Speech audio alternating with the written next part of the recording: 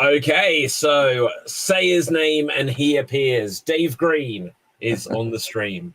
Believe in me. Believe in me. Yeah, I do believe in you. But okay, have you been caught up in the wave of all this Joe Hendry stuff this week? Hello, everyone. By the way, Yes. it's We're going straight into it. It's quickly straight into it. Don't even know what we're watching or listening to. Yes, very true. This is the Slam Jam Championship Wrestling Show. I am David. This is Dave. But I'm not going to lie. The whole Joe Hendry thing, I barely know who Joe Hendry is, if I'm completely honest. I know who he is. Oh, I believe in him. Yeah, I do believe. I've become a believer, and that's one of the things I was going to say with this is over like the last 24 hours, I've checked the charts to see how he was doing. Checking it now, see how he does. Yeah. Well, I can tell you the result is he didn't make it to number one. It's that along with the UK council elections. It's all a bit disappointing for me because I'm in one of the few counties that apparently had so little going one way or the other that we just ended up saying, "Oh, we don't have an overall majority in our bloody area." So, wow, Joe Hendry didn't have an overall majority on iTunes or any of the other places to get there, but it was number one on iTunes pretty much every day at some point this week. Yeah, that's awesome. No, good for him. Good for him. Like. So he wrestles in Impact. I don't see. Oh, sorry, TNA. I should say now. I've finally got used to saying Impact, and now it's not Impact. But yeah, so he wrestles in TNA. I take he wrestles because he's Scottish, isn't he? Yeah, he was. He got notoriety in ICW, Insane Championship Wrestling, like back in the 2010s. Mid 2010s, he sort of just came out of nowhere because he was a singer in a band, and he just sang his own songs. He was doing his own like theme songs and parody videos of other wrestlers on ICW's shows for like a long time. So that's what got him noticed a lot around the world. Plus, he's pretty decent in ring. He's perfectly fine. And yeah, but it's just the non-stop sort of parodies of other wrestlers. If you ever go on just find Joe Hendry ICW sort of entrances, you'll see like things where he's did some really funny stuff that was on there, certainly of the time, and certainly some of the people who take the best out of maybe these days aren't looked so favorably upon nowadays, but they're still very funny for the sort of production element of it as well. Sort of obviously DIY sort of stuff, but it was still pretty well done. Yeah. No, so the weird thing with this song is, okay, like you're a bit of a music buff as well. We'll discuss like actual wrestling soon. Now, apparently when I looked this video up, it was like released like a year ago, or it was just like a thing on his channel a year ago. I looked on Spotify. It's releasing he did this in like 2019. So I think I'm pretty sure. So yeah, that's so weird. Ring of Honor music when he joined Ring of Honor. I've got no idea. Like, I don't know the story of why this was suddenly a thing that he's trying to get to number one now. Yeah. Because when I looked at it, I tried to like analyze, like, oh, is this really good? Could it be done better? And obviously, there's some reason why this has become a bet or something has happened. Yeah. I think it starts well, like the whole turning around, funny face. That's very memeable. And then I think that like after the intro, I think the whole song falls apart, and then it lasts, I think, legitimately a minute and like 12 seconds or something. So to get it, I think it peaked at number 4, or maybe it got to number 6 overall. It made me a believer, Yeah, it's that thing. I think I think the only thing I've managed to watch of him in Impact recently was then just doing this thing with Rich Swann and Top Dollar, whatever his name is now, and and backstage, and like Rich Swann saying, "Well, what's your problem with Joe Hendry?" And going, "No, don't say his name." And then suddenly the music hits and he's there. Yeah. Backstage segment. I thought so I was so excited this morning. I genuinely like went on Twitter, Joe Hendry, to see if he'd made it, because I didn't even know when the charts came out. But he did some like other song. It was very reminiscent of like The Rock sat in the ring with his guitar, just singing songs, and it was good stuff. It was good. So good luck to him. Hopefully this will give him a boost, and either they'll give him like a push or a run, or he'll end up somewhere else if that's what he desires as well. But yeah, so anyway, moving on to less important things in the world of wrestling. Backlash is tomorrow. Sorry, I just want to say he has just put a tweet out like 2 hours ago. He's number 4 in the singles download charts and number 6 in the single sales charts as official on the Wow. official downloads chart. So I'm just going to double check on the actual site just to make sure he's not just decided to do a little thing. But yes, sorry, yeah, Backlash is indeed tomorrow. Yeah. Okay. So whilst you're checking that, so obviously SmackDown has literally just finished. This is the closest we've ever got probably to doing a reaction show. And like you didn't see SmackDown, I didn't see it. Yeah, I only saw some of it myself, but yeah, it was a reasonable show. So there's not really any major spoilers I can say out of it because everything's just leading to Backlash. So if you know the rundown of the cards for Backlash, we're still going to get Cody versus AJ. We're going to get Priest versus Uso. Nothing's changed out of what's happened tonight. The only interesting stuff I would say came on the front of Paul Heyman, where Paul Heyman was with Nick Aldis, and Heyman sort of acknowledged that he hasn't spoken to Roman since WrestleMania. So then there was a thing where he was getting into the ring to speak to Orton and Kevin Owens, and before he could quite get into the ring and acknowledge, I keep using that term, but like identify who the tribal chief is, Solo and Tama Tonga ran in the ring, and I wonder if they're sort of teasing that Heyman's not going to be with the Bloodline, but he's then just going to turn out he's fully with this new version of the Bloodline, and that they've kicked Roman out, or is The Rock behind it? Is Solo the new leader? Obviously, we might get tomorrow. Jacob Fatu could debut.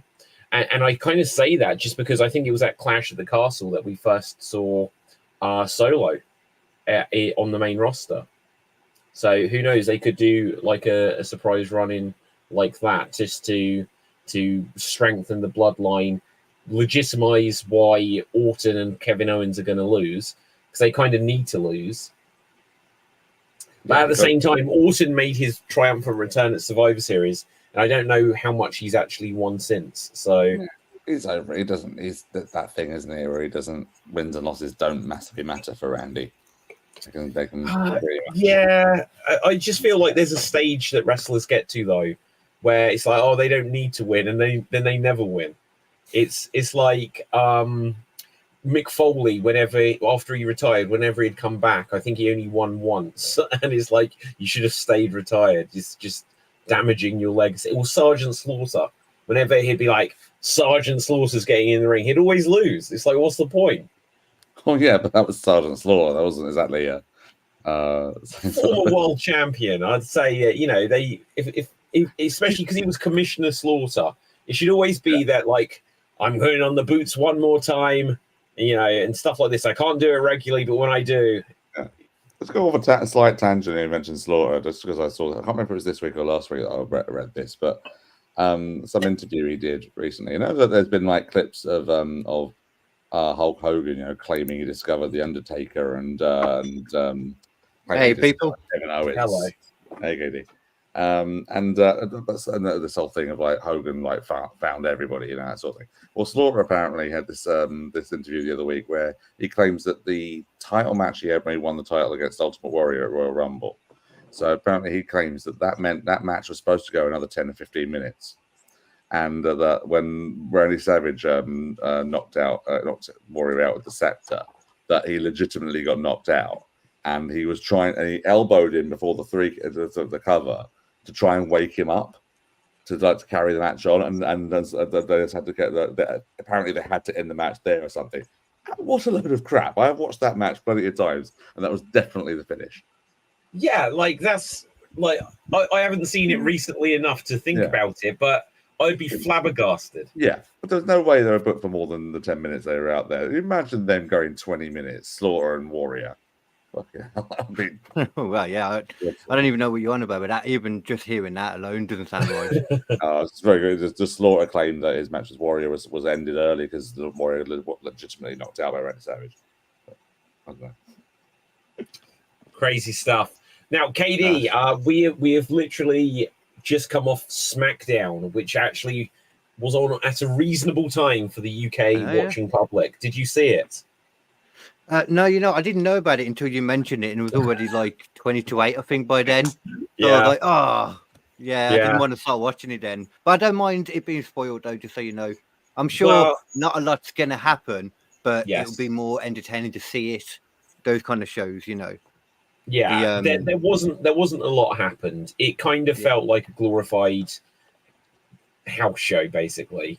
But obviously it was still SmackDown. But it felt a bit light in terms of who was on it, and it felt like a lot of pandering to the crowd. So it was like, obviously France don't get WWE like TV shows, like gosh knows if and when they've ever had like live from France before for a TV taping.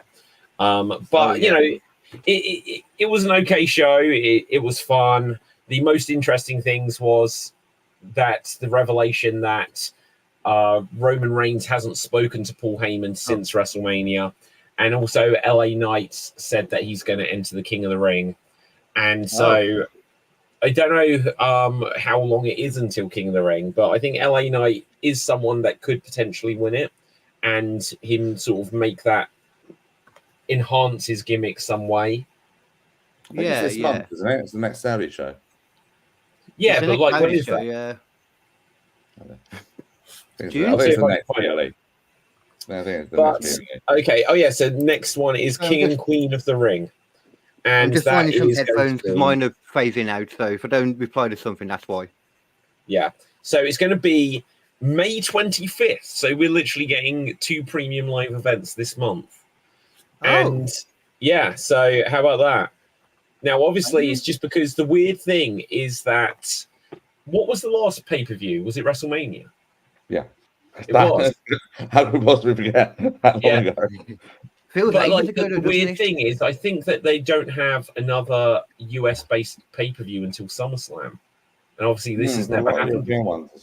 Yeah, so many well, not just European, but like international because obviously if they're going to be in Saudi Arabia for King and Queen of the Ring, there's going to be Clash at the Castle. Is that June? I think so. Have you got your tickets yet for that really affordable show? No, it's insanely expensive. I looked to get tickets, but I couldn't believe. Now, obviously, the same as what they're doing with France. They're doing SmackDown, and then the next day is the pay-per-view. Fine.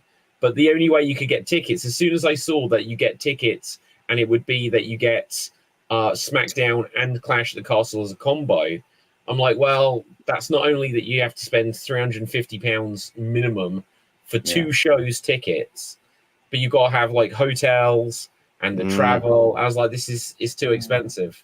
So I'm waiting to find out if I get to go to like what is it, All In with the radio station I do. And I know even if I do get to, if I get a free ticket to the show, it's still going to be so expensive to stay there and that. Yeah. That's always the worry, isn't it? And if it's like WWE, like especially like a WrestleMania, for example, I hope not, but you kind of feel like the hotels in the area are probably going to up their prices a bit as well. So it's always a worry for someone like me when I'm thinking about going. Well, this was the thing. Like when All In last year was happening, they announced that All In this year would happen, and like the hotels were booked out by the end of the night for like a year in advance. Oh, really? Oh, okay. Yeah. So, do we know anything about the how many tickets have been sold yet for that? For All In, I heard that it passed 40,000.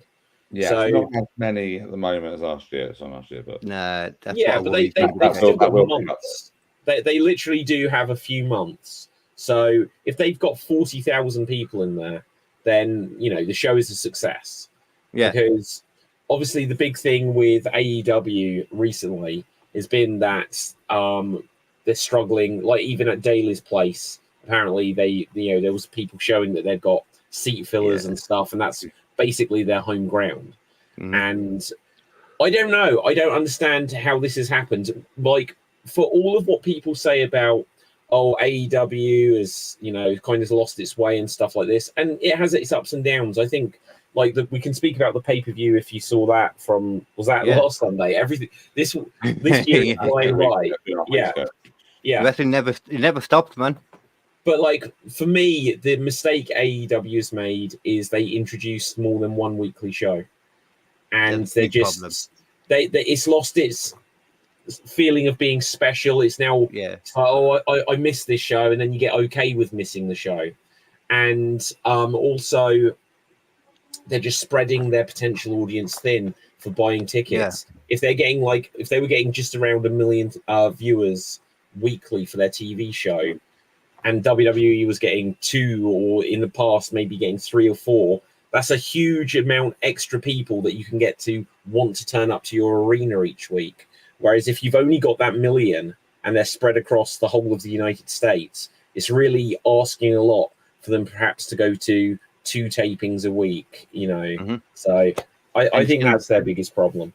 It's going to be a lot harder to get the casual people in too. But I've heard a lot of them talk about killing the towns, like when they go to like Chicago too much, or Florida, they probably did that, while they were stuck there anyway. So that one I can understand a little bit more. But I think that's a big problem too. And the weekly shows are getting a bad name now because of the story that's involved in them. And I still think the story is what gets people in the seat for the weekly shows. But the pay-per-views are like their big plus, aren't they? Because as much as I watch AEW, I've watched it the whole time, and I still have the same issue with it that I did at the beginning. To me, it's very similar still, that there's not enough story, or just I'm more WWE story. That's more my leaning. But I still very much enjoy AEW, especially the pay-per-views. That's their strong, the strong side of them, I think. And that's why I think All In, for example, it'll do well still. It's not going to sell out like it did last time. Because that was really, they did too good last time. I'll tell you what, it might. And the reason I say that is WWE are in France right now. And the ticket prices for Clash at the Castle are so high that they said, the ticket sales are perhaps a bit disappointing for that. I don't think AEW tickets are as insane by a long shot. But they're not going... Yeah, exactly. They're not going to France. They're not going to Germany. And so literally, if you want to see AEW and you live in the whole of Europe, this is it. This is it for the year. And in one sense, it's the complete opposite of what's happening in the States, where I said they're spreading themselves too thin.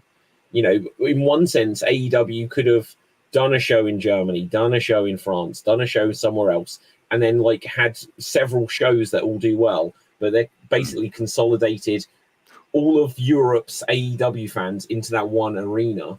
And if you want to see it, then it wouldn't surprise me if it went at least 60,000 again. Because if they've got the rest of May, June, July, and then basically all of August, I think a lot of people. Sorry, was it 80 something last year? Or was it how much did you say was last year then? The audience. There was about 3 different reports, wasn't there? It was there was what AEW said, and there was what something else said. And I was trying to compare it to what you said they sold now. Yeah. I think the official one was something like, okay, let's bring it up. All In London. I think it was 71,000 or something. What did Ospreay put tattoo on his arm? What was that? Yeah, exactly. That one was wrong. I know that. All In London. Okay, 2023. I've had a look for the ticket prices as well. You can get some cheap tickets from about £25. Oh yeah, but they're the ones I had last year, which was right up in the gods. It was a lovely view and everything like that. But when the next section down is the 3 figures come on, that's also a bit. Yeah. Yeah. Okay, so the official. I used to go to Progress Wrestling in Camden regularly. I was a regular go there, and as the years went on, the prices steadily went up. I've just seen some in the fan group saying that their prices are now for them. Front row is £50, and they have second, third, fourth, fifth row, and sometimes up to 7th, wherever they happen to be. All of those now are just over £40, and I'm like, what? They used to stagger it so the second and third row was a certain price, and the rest of it would be a certain cheaper price. But now all of them, apart from front row, is now £40-something. I'm like, what is going on? You know what? I realise it's a cost of living thing and hiring price things and things like that. But everything's going up. Yeah, the people trying to buy the tickets, they got less money, and then the people selling it have got less as well, so they have to sell it for more. It's just a knock on, ain't it? Yeah. Yeah, at least they didn't book that arena in Manchester, right? The front row tickets on AEW, 1,500 to go for All In, and then I would never want to pay that though, just to have the very likely chance that someone's going to kick me in the head because they go flying out. Wow, yeah. That's great fun avoiding. That's what I miss from Progress. Diving out the way of the falling wrestler. Brilliant. Like it's just a different world because you think those clips that you'd see from ECW where Bam Bam Bigelow would have Spike Dudley up and just launch, or Bubba Ray Dudley would have Spike and just launch him into the first 3 rows. Yeah, and then they'd all go wild for it. It's just like it's a different world. Whereas it's like going to a gig, isn't it? Yes. Like, music, I mean, sorry. Yeah, certainly. Okay, so guys, that's what I'm saying. It's just a good thing, like neither WWE or in the arena in Manchester, the one that's like constantly like stopping their gigs opening. What's it called? The arena that's having all the technical problems and I don't know. In Manchester, I don't know. Yeah, we didn't watch the news, guys. Come on, this is the Co-op. I tried not to. Co-op Live, they go open with Peter Kay, and then they said, "Oh, I couldn't do that." And then yesterday it was going to be Olivia Rodrigo's concert got cancelled. Then someone was going to like open the other night, and they got cancelled about 10 minutes before they were due to open. The co-op Live arena. It's been big news. Wow. So that's a lot of money going at it, man. Like as well, you'd think that normally when something happens in a theatre like that or an arena, they get it sorted quickly because there's so much money involved in that. But the latest one was that the air conditioning unit fell out or something. It was Jesus. Okay, so guys, we have got Backlash tomorrow. We can look back at some of the shows from the last week. We can talk about the AEW pay-per-view and Dynamite for those who have seen it. Raw, obviously, SmackDown has just concluded. But let's give some predictions of what we think is going to happen at Backlash France. 5 matches are announced for this show once again. Wow. It's insane. Like, one, it feels like they just don't send that money out on the international shows. Yeah. And also, matches, I just guess, are getting a bit more attention, being a bit longer, because they've still got to fill like a 3-hour show for this. And so we've got Orton and Owens, Team RKO, versus the Bloodline, Solo Sikoa and Tama Tonga. I think that I'm still going to predict that we'll see Jacob Fatu debut here, because I think I said this just before you joined, KD. I think that we need to see a reason why KO and Orton can just lose, and it can't come from Heyman. It can't be that Heyman interferes, or not that he does particularly anyway, but it can't be some sort of chicanery. There we go. In that sense, shenanigans, chicanery, whatever. In that sense, so I think the Bloodline is going to expand. Or if it doesn't expand this month, it'll expand next month, because they might want to give Tama Tonga a win just so that we establish him a bit more. And then we'll introduce someone else. But it wouldn't surprise me if they just make it a bit bigger now, because obviously it's just a tag team. It's a two-hander at the moment. Yeah, exactly. I think it makes sense. I think they need to do it as well. It was a good time to do it, and they did it last time, didn't they? With Clash of the Castle, when you had Solo Sikoa. That's where he debuted, weren't it? Yeah, that's when Solo debuted on the main roster. That'd be interesting though, if Jacob Fatu did debut immediately went to main roster, because when's the last time that happened, that someone debuted and immediately went to main roster? That was of a certain level. I know Tama Tonga has obviously done the same thing, but he had a backing, a background from New Japan and a notoriety from that.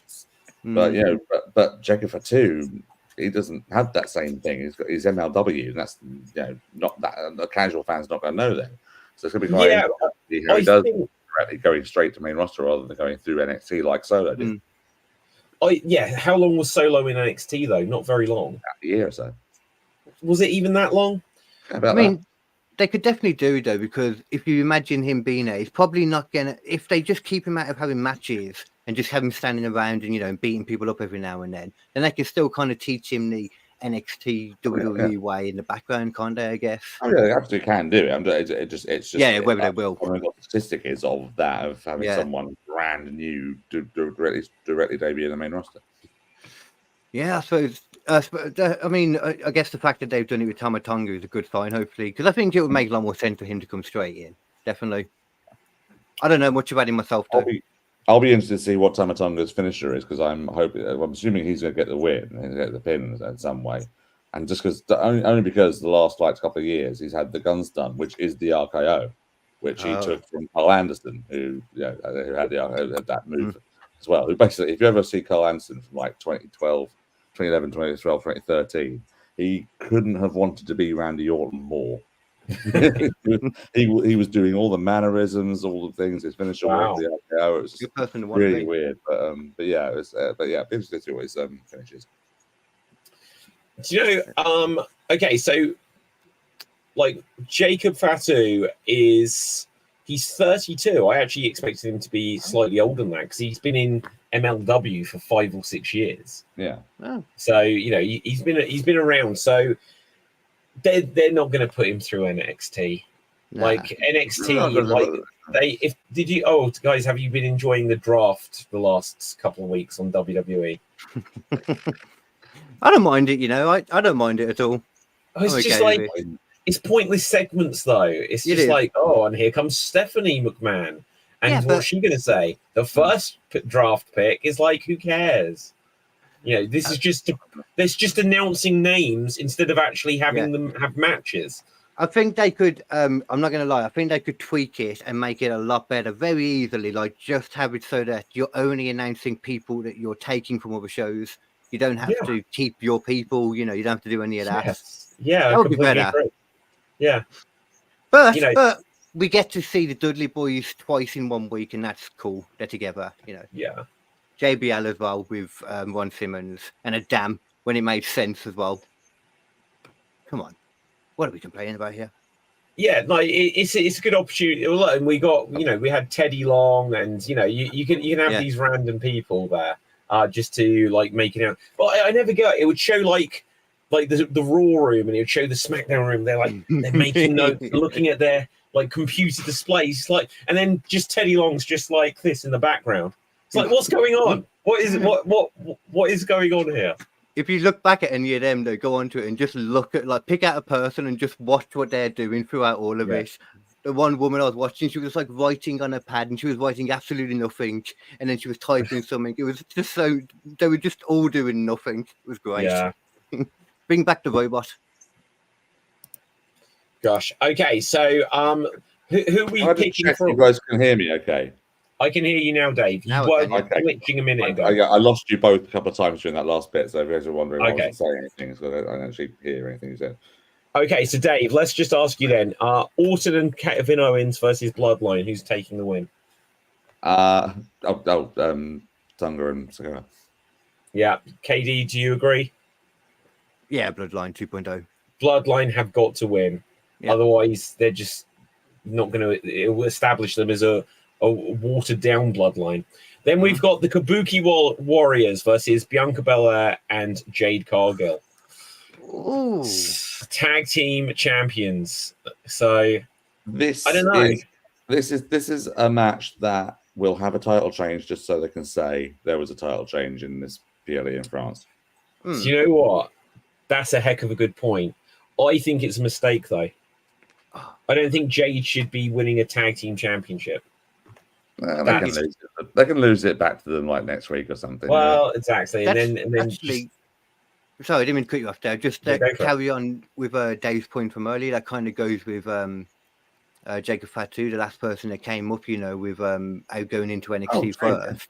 Yeah, and that kind of maybe works as well because she can then carry on to learn and figure out the WWE way with Bianca Belair next to great teacher to have, someone to show you the ropes. I think personally, I'm sorry, I'm just really into Jade. I have been since AW. So one thing AW did right was bring her in. She's great. Yeah, she's someone that and putting her in a tag team will certainly mean that they can sort of protect any weaknesses that she's got in her repertoire. And being in a tag team with Bianca, she's going to learn a lot. Yeah, but I don't know. It just feels like perhaps they deem that they need to do this to get her ready to split off from someone. But I feel like some of that individual mystique of hers is going to vanish before they put it is literally, if she had the Goldberg push in AEW, it's going to end up like Goldberg in WWE, where it's like, well, they don't use her like like she was used before. That was really successful, and it will kind of weaken her. We've lost Dave there for a moment, but it'll kind of weaken her presentation so that she can't just seem like that all dominant figure. Yeah. I know what you're saying, but I think one issue with that is as well, which is different for Goldberg, not for WCW, but WWE anyway, is that he was older, or well, more specifically, Jade's a lot younger, and it feels like she's going to be around for a while. Yeah. No, I mean Goldberg's original WWE run, like a year and a half after WCW folded. Yeah. They brought him in. Suddenly he was doing like 10, 15-minute matches, with The Rock and with Jericho and all that. And that wasn't Goldberg's presentation. Yeah. And he kind of had like a miserable year of it because they didn't know how to just use him as had been successful. And because Jade would just squash so many people, now it's going to take away the aspect of, I thought this woman could, just hammer everyone. Yeah. But she'll probably end up a better wrestler out of it, I guess. Yeah. She can be there for a while. Because I think the one issue with when you have somebody be a dominant Goldberg-esque character, that dominant person, if it's right at the beginning of their run, when they first come in, then they'll be dominant for a bit, but they're always going to get to that point eventually where it's like, okay, they don't feel special now because now they started losing, or they, you know what I mean? Like, yeah, you got negatives both ways, I guess, ain't you? Yeah. Okay, but no, I think Dave, if you can hear us yet. Yes. All right. I think the logic of the tag team championship changing hands in France seems about right, actually. Mm-hmm. Mm-hmm. I just it just seems to be there for the taking, as I say. I think they like I said, they think they could easily just drop them back like next week or next month or what have you. But again, they could just be just a sustained push for Jade and Bianca. Yeah, I don't know, that whole thing about steamrolling through people. We can literally just have Bianca take like the heat for absolutely ages and have Jade come in and just batter them like she did at WrestleMania, because that's what she did. Yeah. She was left to the end to batter them all. Yeah, I reckon we'll get less than a minute of Jade wrestling probably in this. I think. I don't know. I think we'll get more. She'll get like the hot tag. She'll do some stuff. Yeah. Tiffany Stratton, Naomi, and Bayley. Triple threat for the WWE Women's Championship. Bayley can't lose it this soon. Unfortunately, no, she can't. I wish Tiffany Stratton could win it, but no, Bayley should hold on to it. She's been an afterthought, ain't she, though? She's what? Been an afterthought a bit, though, hasn't she? Even when she won the Rumble, when they were coming up to a match at Mania, she felt like an afterthought constantly. It's surprising. Yeah.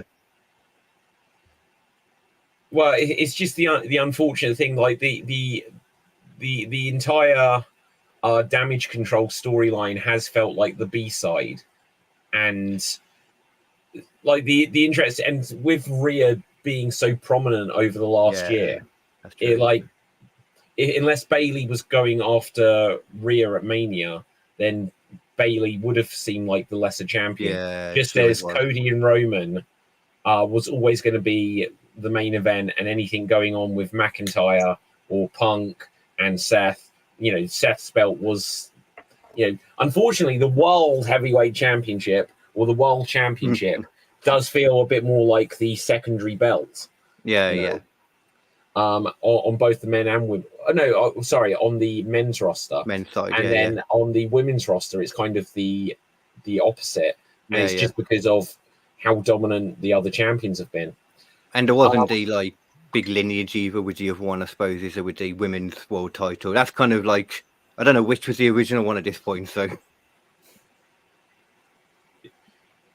Which was the original what? I think, for how the WWE, the WWE Unit's undisputed title is essentially carried on from the WWE title, so which one's got the lineage there, but then with the women's, I don't know which is which. This is one of the things I've hated over the years. I think they've just completely spoiled some of the prestige by when you look at some of the title histories, and especially when it comes to like tag team titles, it's like, oh, the current tag team titles may not even, they might count as a brand new title, even though they've got the same design as what like Demolition held. And it's like, when I understand, we're not going to be kindly looking on WCW, but when they brought in the World Heavyweight Championship and Triple H had got it, and it was the big gold belt, but it wasn't a continuation of the WCW title for no good reason. And then when they brought in the Universal title, that didn't continue on from the World Heavyweight title. It's just craziness. And then this new one that Damian Priest currently holds, even though Roman still had the Universal and WWE World title, the one that Seth won didn't continue from the World Heavyweight Championship, even though it got the same name. It's just that they make everything seem unimportant themselves. I mean, I don't mind it personally. Like, a title is just a title to me. The title doesn't matter unless the person makes it matter to me. So I don't mind.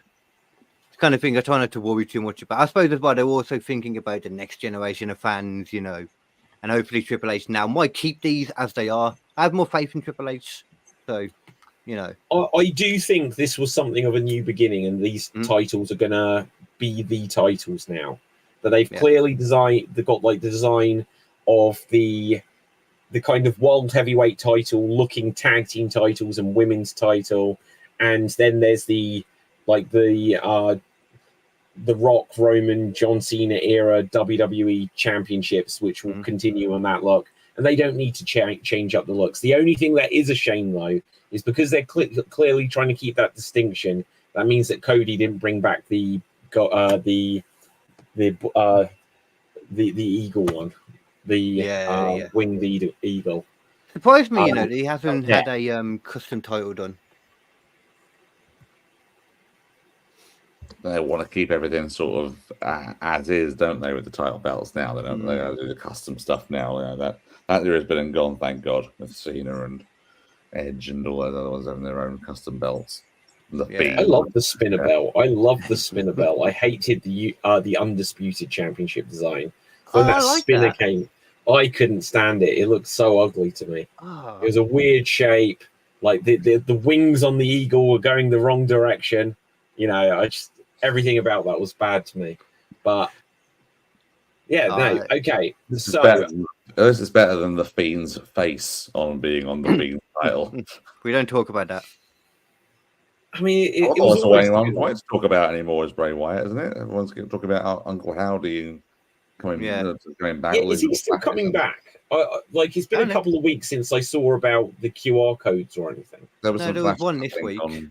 There was. Yeah. Things like that. Well, that's the thing. The people are now sort of trying to put together who the Wyatt Six might be now, and I think there's news to say that Eric Rowan's re-signed. Yes, I did hear that. So Eric Rowan. I've just read something a moment ago that I see if I can find it again. But obviously, Braun was drafted. Yep. But I got here. I don't know what these letters mean. It might have something to do with the documentary, which I still haven't read yet. But I've said that there's things saying that the Wyatt Six could be so it says here there's letters or something. U equals Uncle Howdy, E equals Eric Rowan, D equals Dexter Loomis, N equals Nikki Cross, J equals Joe Gacy, and 5 + 1 = 6, the Wyatt Six, and A equals Alexa Bliss. Wait, so this is a theory I'm just reading out online here. It would be a shame if Braun went back, to be fair, because he's moved away from it so much. But that sounds like a good group to me, though, if that comes into fruition. That's why I think Braun should be part of it, because obviously, for the Wyatt family, there were 4 people. 2 of them, passed away.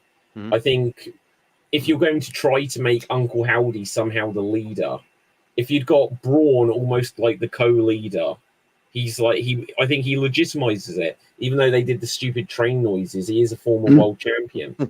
So if you've got Uncle Howdy, and because Uncle Howdy was never gonna, if Bray hadn't passed away, Uncle Howdy would have been his sidekick. He wasn't the leader.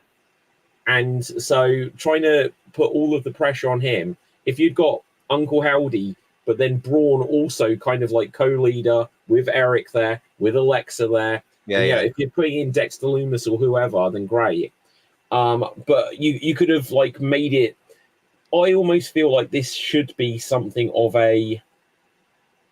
They should have the view that this is something of a tribute run, both not just for Bray but also for Brody. Right? They should do that. They should lean into that, not just make them out and out heels. And if it starts to work, then they can lean into, okay, we're going to keep it going, and they can become more of a heel group or whatever.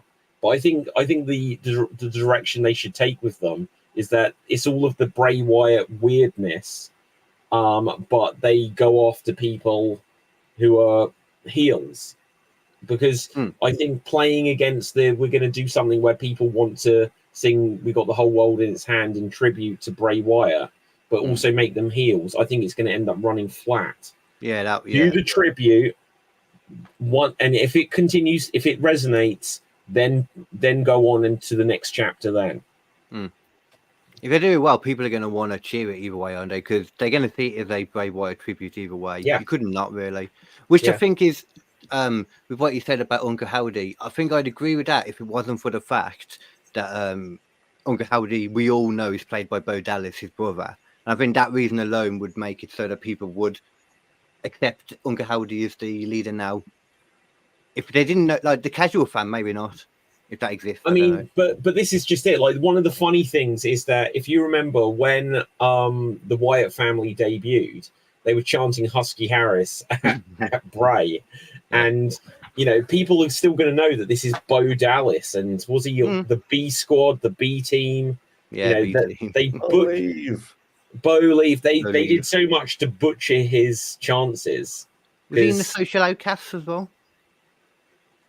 I mean, generally in life, maybe, but yes, he was. Yeah. Yeah. Okay.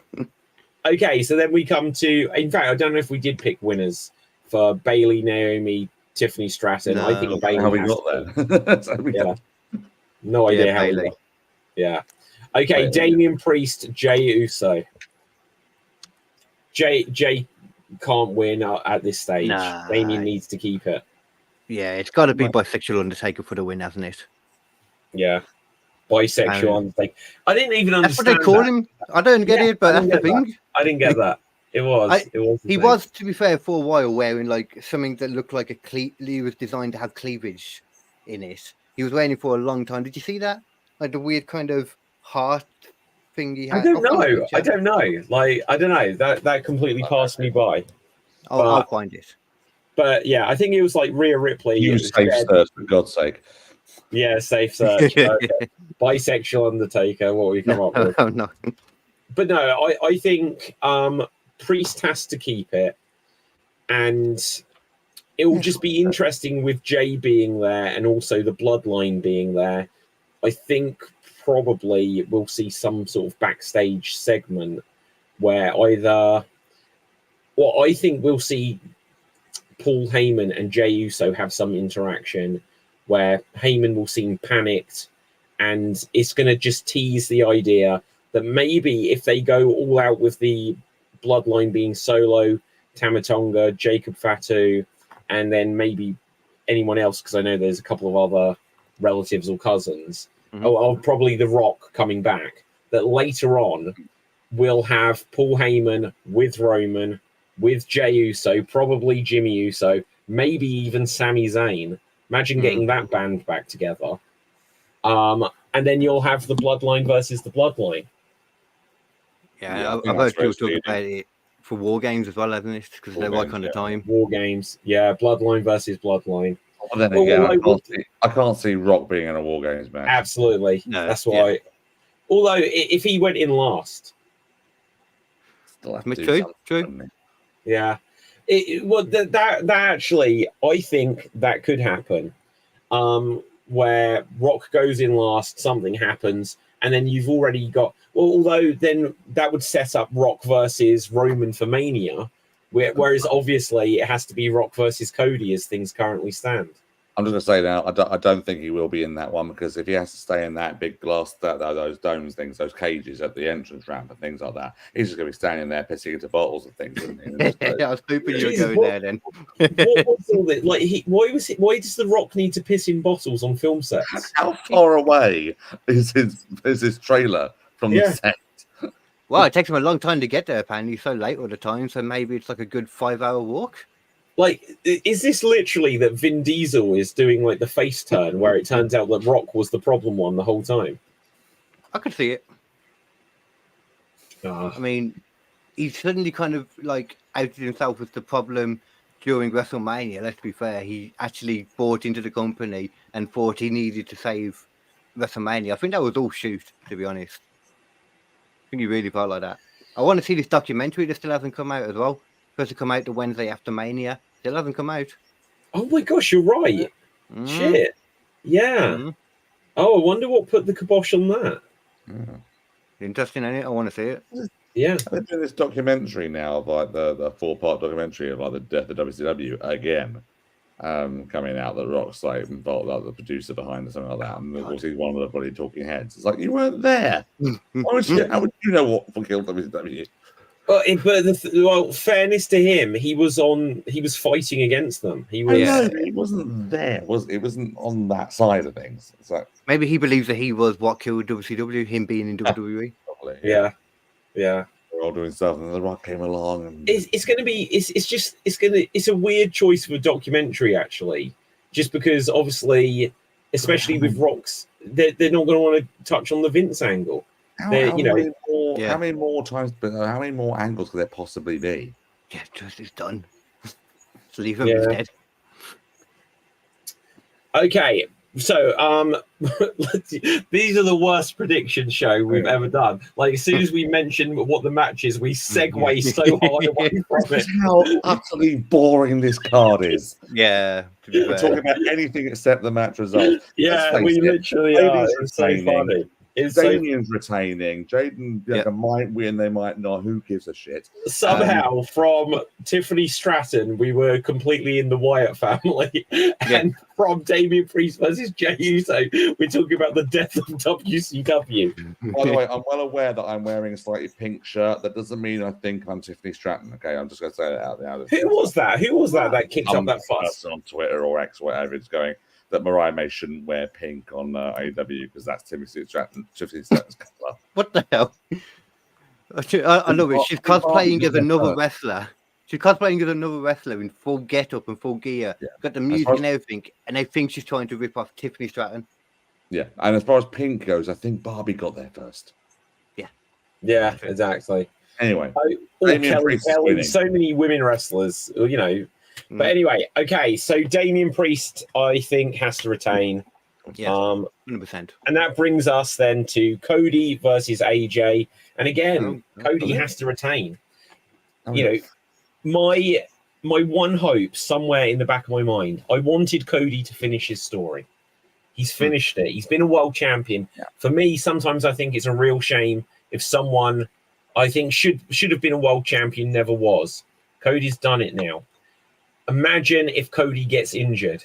They have to call an audible. AJ walks out with the title. Oh. Yeah. Wouldn't be the first time he's won the title in this continent, I suppose. Wouldn't be the what? Wouldn't be the first time he's won the WWE title in this continent.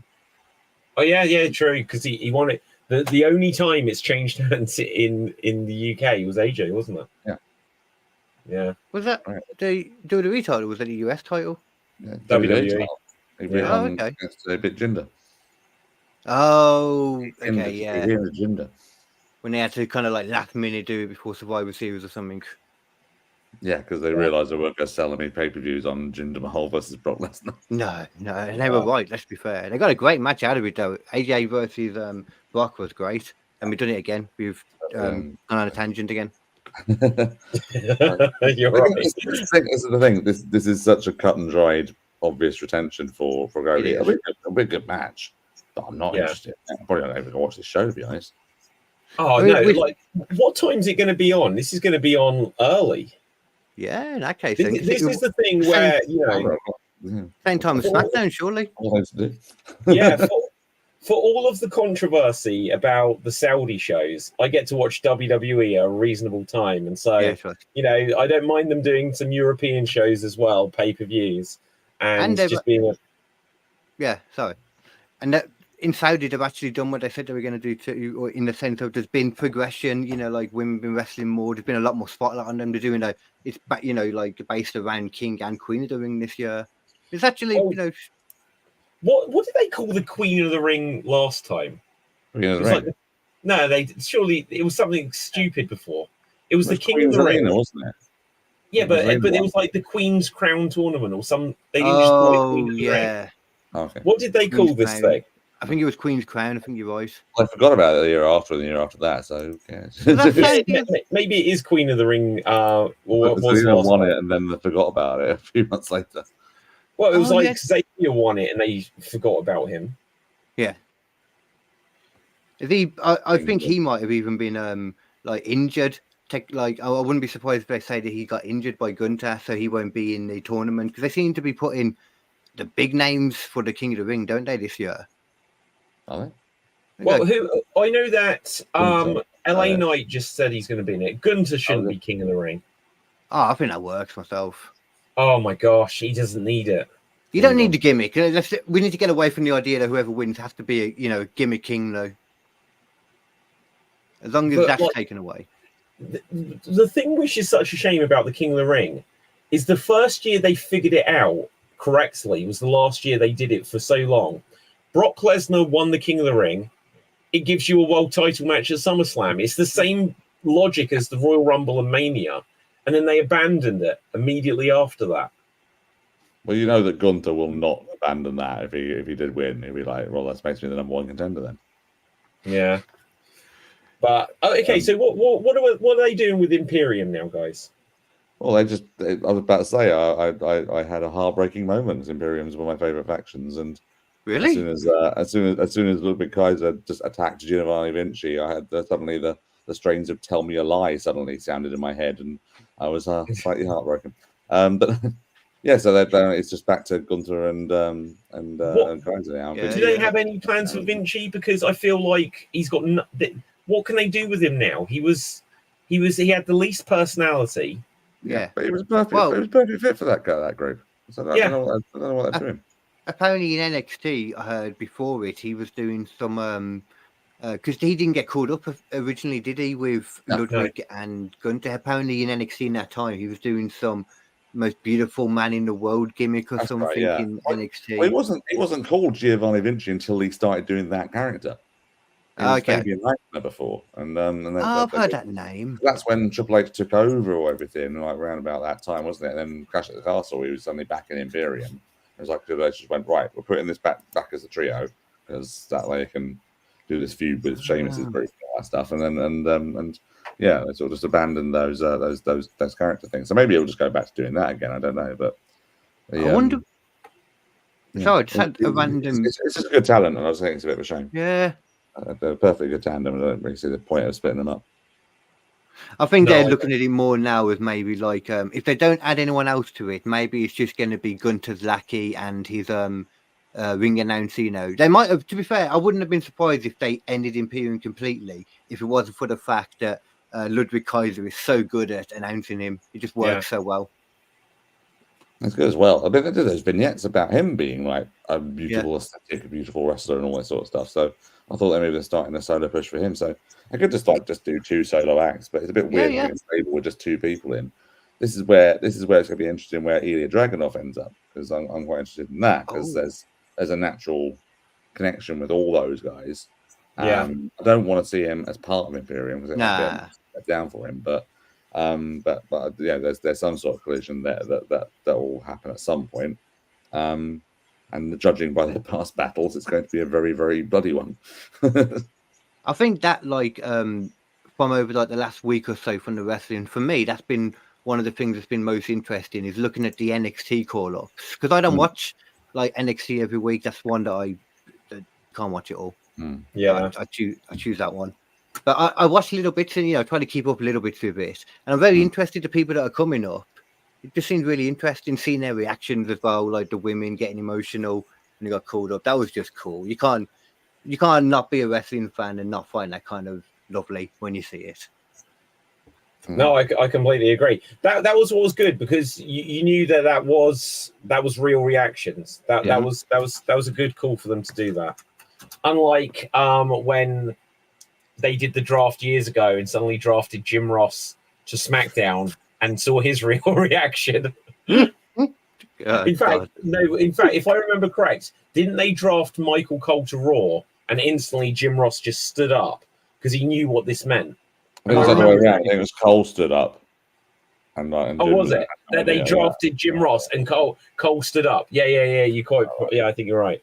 But okay, so guys, look, before we move on, because we won't go too much longer on this. Before we move on from Backlash tomorrow, any other predictions for non-announced matches or things that aren't related to specific matches? I mean, who's over here? Who was on SmackDown that's like not on the card for tomorrow? Oh, everyone. There's hardly anyone on the card. Yeah. So was everyone that was on the card was on SmackDown tonight? No, LA Knight wrestled. He's not on the card. There was Carlito was on SmackDown, and some of the LWO or whatever, or the anti-LWO, whatever the evil version is called. Gardo, Delph, and Tasma. Yeah, that's a match. That's a match that they should have gone to for Backlash. Was like LWO, Legado, one final time, a big head-to-head with everyone, including the women. Just getting in there, all of them in there. Or even Carlito versus Dragon Lee, because we already know that's part of it now. Well, that's what they kind of teased. I think it'd be a mistake to do it as an unannounced match on the show tomorrow. Now, perhaps they just haven't given that enough time, and so that'll be for the next pay-per-view, because they've got another pay-per-view this month. Yeah, they're going to go ahead now, because then the draft doesn't take effect until what is it, next week or something, or a week? Yeah, that's right. Yeah, something like that. So tonight is a big sort of tomorrow night is a big sort of thing. Just because I like to sort of see it as a big sort of multi sort of person. They could easily just switch Carlito over to Legado for the night and all that sort of stuff, and just have that sort of hash that out. Okay, so what I was going to say is quickly before we begin to wrap things, so I appreciate the time and all this started later and all that. What any major thoughts from Dynasty and looking forward things on the AEW side? Do we know what the main event for Double or Nothing 2024 is planned to be? Yes, unfortunately, I think we do. I can't. Yeah, well, it's Swerve and Christian. Yeah, and strange decision, that one. Yeah, it's a really strange decision. For Double or Nothing, AEW in the position where they have Double or Nothing, and now they have All In and All Out. So they kind of have their 3 WrestleMania equivalents, which is their true WrestleMania. Who knows? But Swerve versus Christian feels like a super weak match. I'm not going to lie. They didn't give Swerve the title when they should have. They completely ignored it as soon as he did win it. And now he's wrestling Christian, who's been in a feud with Edge for half a year, lost, and now is getting a world title shot. We're just ignoring Hangman, who, this whole time was like, I'm not going to let you get the title. It's like, well, you let him. And now you're just letting him keep it. Yeah, that would have made sense. Absolutely.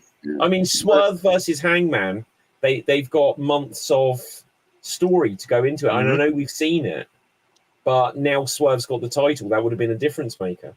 But do we think that's going to actually main event AEW for once? So they could main event it with Mercedes Moné and Willow Nightingale, which isn't a main event either to me, but it's better than that.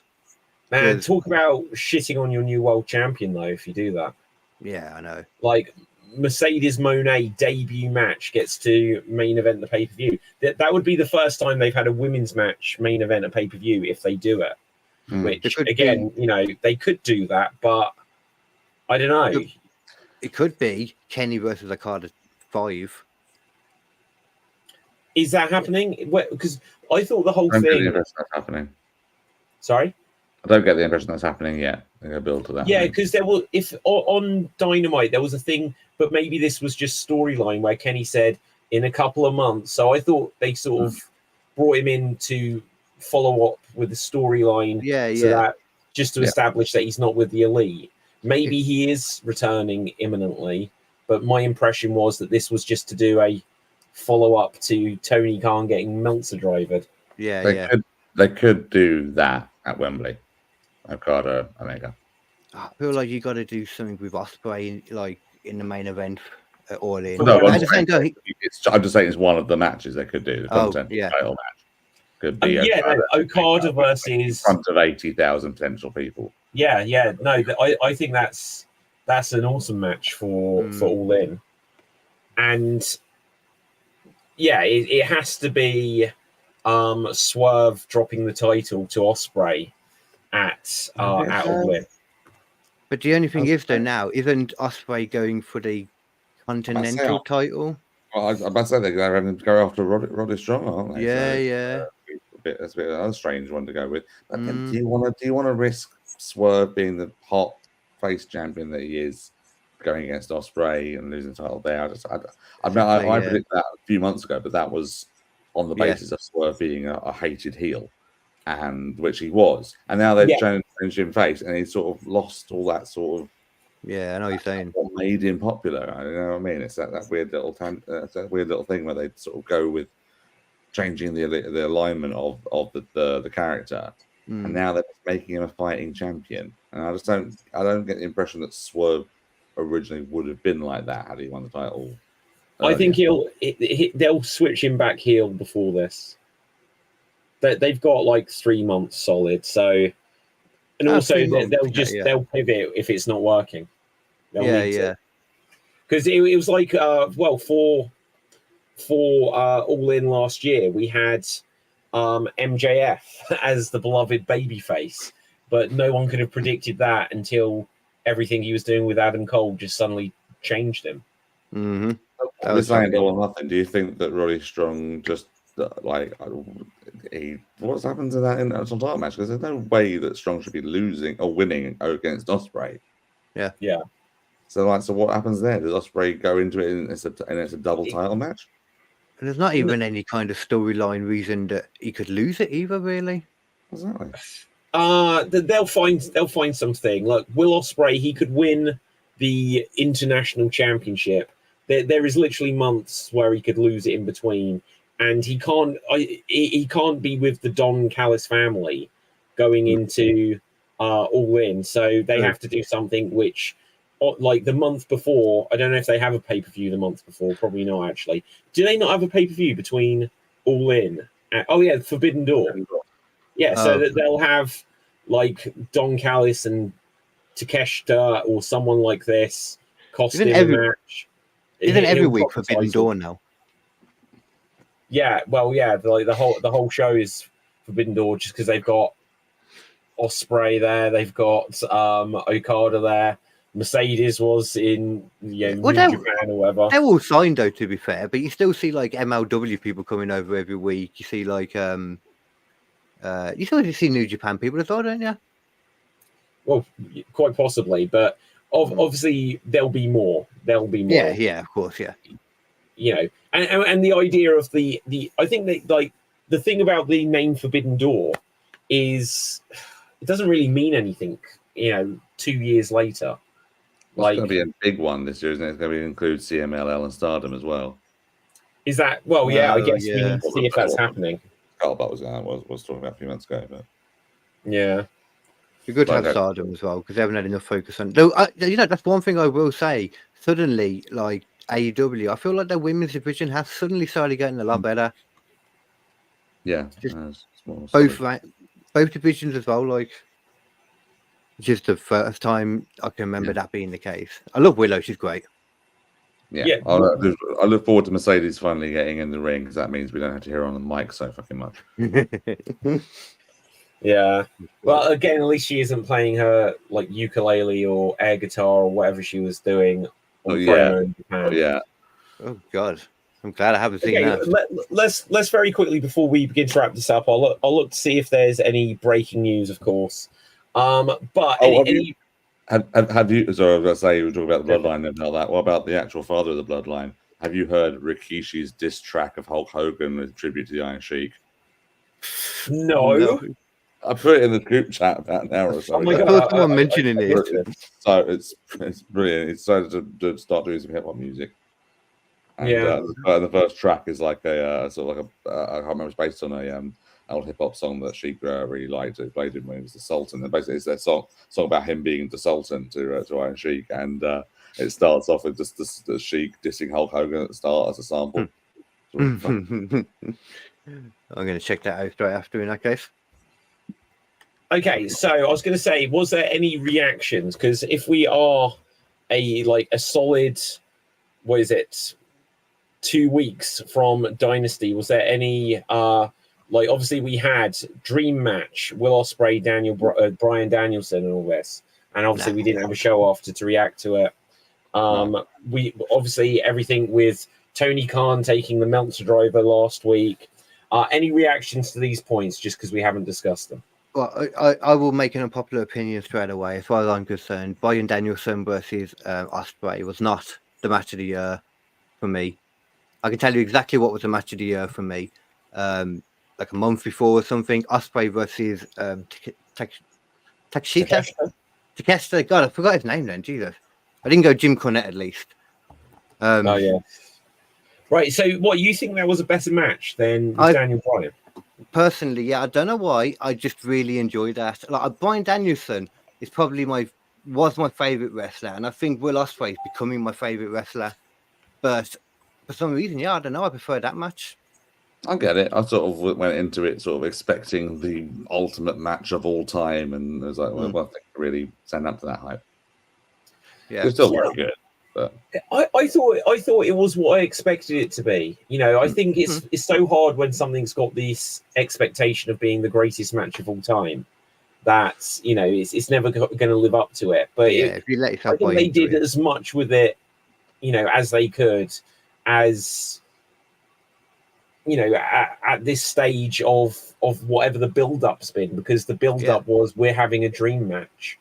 I think that's a damning indictment on Edge and Randy Orton there, David. I mean, that was the greatest wrestling match ever. He's right. It was so dumb, just because to me they're both two above-average wrestlers that would never be in my conversation of the best wrestler ever. They then did a match that went forever, like 40 minutes, in front of no one, and it wasn't the worst thing in the world. It was good. Yeah, so it exceeded my expectations for who it was and the circumstances, and Edge had just literally come back. Yeah. But anyway, so I don't know if there's any other breaking news. There is. Go on, tell me things. Okay, so there's been a bunch of NXT cuts been announced. So a couple of guys from the Next Gen series, Emma Maria Diaz and Keyshawn LaFleur have been released. And this is a bunch of guys from NXT: Ezekiel Balogun, Julian Baldy, Daryl Mason, Vlad Pavlenko, Kia Saint, all people I've never seen before. Yeah, I don't know these people. Valentina Feroz and Trey Bearhill, who have been on NXT TV before. But this is the big one, Drew Gulak.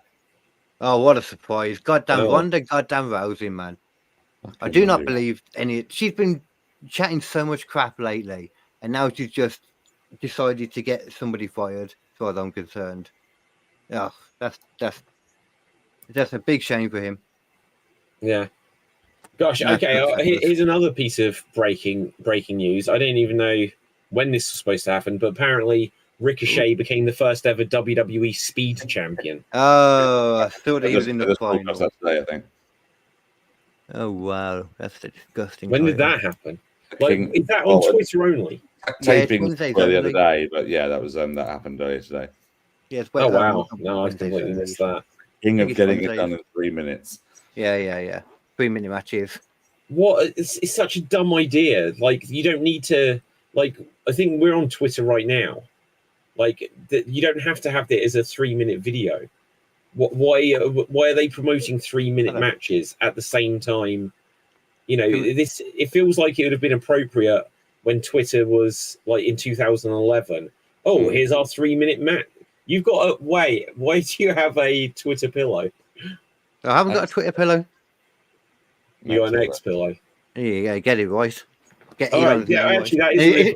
It's not for X, by the way. I was going to say that it's a similar logo. Yeah, they're still in Extreme Improv as well. Right. Okay, guys, we'll begin to wrap things up here. Let the people know where they can find you, and if you have any final passing thoughts or whatever on the world of wrestling. KD, where can the people find you? You can check out my podcasts and stuff on KD Comedy Official on YouTube for video versions, or KD Comedy Podcast, wherever you get your podcasts from. Got the new Twitch channel, KD Comedian Live. So drop a follow if you like Twitch and stuff. But I need to go on it more, so there'll be a schedule soon on it. But other than that, you can get me every Tuesday from 10 a.m. to 12 p.m. on Switch Radio, on internet, or on 107.5 FM. I think that's all. Awesome. Dave?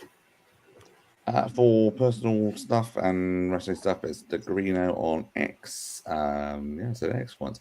And everyone else, it's David Anthony Green for acting stuff. And for comedy stuff, improv comedy stuff, LAPD Improv Police on Instagram and Facebook. We are doing some shows very, very soon.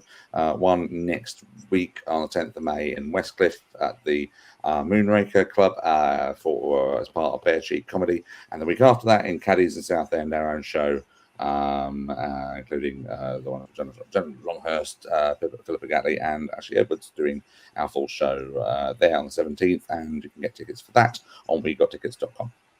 Awesome. My name is David Postansky. You can find me on Facebook, Instagram, and Twitter at David Postansky, spelled Pustansky. You can also get any of my books, including Extreme Improv, Big Book of Improv Games, available on Amazon worldwide as paperback or Kindle editions. For everything Slam Jam wrestling show related, just look up Slam Jam Wrestling or Slam Jam Show. Occasionally it has to be that name. Make sure you smash the subscribe button, both to the Extreme Improv YouTube channel as well as the Slam Jam Wrestling YouTube channel as well. I've got so much Slam Jam related content that I'm actually working on in the background that I'm finally going to be able to start to unleash in the coming days. It's so imminent that I was literally working on it whilst watching SmackDown tonight. So with that, until next time, stay safe. Keep slamming and jamming, you Slam Jam bronies. Always stay extremed, and ciao for now. Boom. Wow. And we are off the air.